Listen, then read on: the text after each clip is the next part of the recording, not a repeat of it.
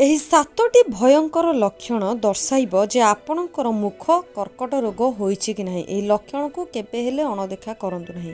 ନମସ୍କାର ଦର୍ଶକ ବନ୍ଧୁ, ସ୍ୱାଗତ କରୁଛି ଓଡ଼ିଶାର ସବୁଠାରୁ ବଡ଼ ଏବଂ ପ୍ରଥମ ଓଡ଼ିଆ ଫିଟନେସ୍ ଚ୍ୟାନେଲକୁ। ଭିଡ଼ିଓଟିକୁ ଆରମ୍ଭ କରିବା ପୂର୍ବରୁ ସବସ୍କ୍ରାଇବ୍ କରି ପାଖରେ ଆସୁଥିବା ବେଲ୍ ଆଇକନ୍ଟିକୁ ପ୍ରେସ୍ କରିନିଅନ୍ତୁ।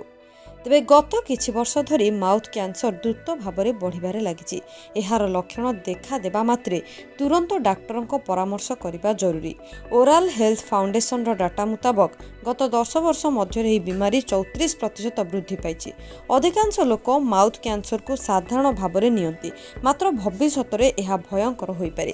ଏପରିକି ଜଣଙ୍କର ଜୀବନହାନିର କାରଣ ମଧ୍ୟ ସାଜିପାରେ ଏହି ମାଉଥ କ୍ୟାନ୍ସର। OHFର ମୁଖ୍ୟ କାର୍ଯ୍ୟକାରୀ ଅଧିକାରୀଙ୍କ ମତରେ ଏହି ବିମାରୀ ଭୟଙ୍କର ଭାବରେ ବଢ଼ିବାରେ ଲାଗିଛି। ଏହି କ୍ୟାନ୍ସର ଯେକୌଣସି ଲୋକଙ୍କୁ ପ୍ରଭାବିତ କରିବା ସହ ଜଣଙ୍କର ଜୀବନକୁ ଖରାପ କରିଦେଇପାରେ।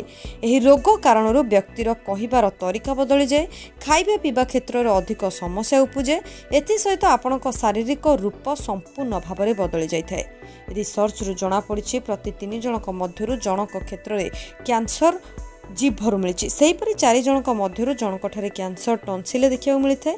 ଏହି ବିମାରୀ ଉପରେ ନଜର ରଖିବାକୁ ହେଲେ ଆପଣଙ୍କୁ ଓଠ, ଗଳାର ଭିତର ଆଦି ଅଂଶ ଲଗାତାର ଭାବରେ ଚେକ୍ କରିବା ଜରୁରୀ।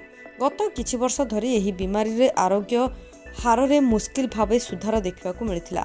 ମୁହଁରେ ଧଳା ବା ଲାଲ ରଙ୍ଗର ଦାଗ ଦେଖାଯିବା, ମୁହଁ ଭିତରେ ଜମାଟ ବାନ୍ଧିବା, କହିବାର ତରିକା ବଦଳିଯିବା, ମୁହଁରେ ଛାଲି ହେବା, 21 ଦିନ ମଧ୍ୟରେ ତାହା ଭଲ ନହେବା ଆଦି ମୁଖ କର୍କଟର ଗୋଟିଏ ବଡ଼ ଲକ୍ଷଣ।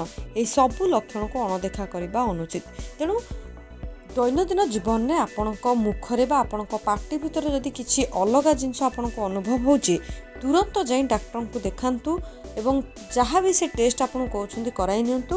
କାରଣ କିଛି ବି ଲକ୍ଷଣ ଆପଣଙ୍କର ମୁଖ କର୍କଟର ମଧ୍ୟ କାରଣ ସାଜିପାରେ।